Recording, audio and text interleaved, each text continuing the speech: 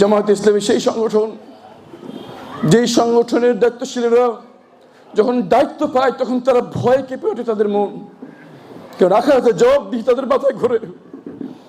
তারা যখন সরকারি দায়িত্ব পায় তখন তাদের অনিদ্রায় চোখের পানি ফেলে একার শেষ রাতে, কারণ জানে নিজের ব্যক্তিগত জীবনের হিসাবই কত কঠিন, সেখানে রাষ্ট্রের দায়িত্বের হিসাব সে কিভাবে দেবে, এই চিন্তায় তাদের অনিদ্রায় ঘুম কাটে।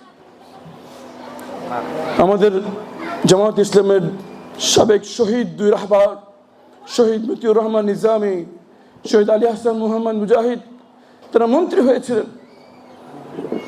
যখন তারা মন্ত্রী হন, তাদেরকে যারা ব্যক্তিগতভাবে চেনে না, তারা মনে করলো যে তাদের ভাগ্য পাল্টে যাবে, তাদের আঙ্গুল খুলে পড়া গাছ হয়ে যাবে, যেভাবে সব মন্ত্রীদের হয়।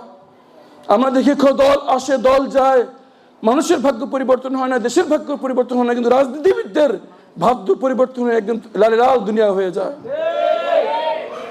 শহীদ মুজাহিদ সাহেবের সাথে একজন পুলিশ কর্মরত ছিলেন, তার কাছে শুনেছি রমজান মাসে উনি বড় বড় 5 স্টার হোটেলে বড় বড় ব্যবসায়িক প্রতিষ্ঠানদের দাওয়াতে যেতেন, দোয়া অনুষ্ঠান করে ইফতার না করে চলে আসতেন।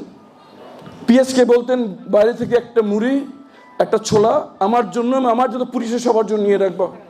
গাড়িতে ছোলা মুড়ি দিয়ে ইফতার করতেন।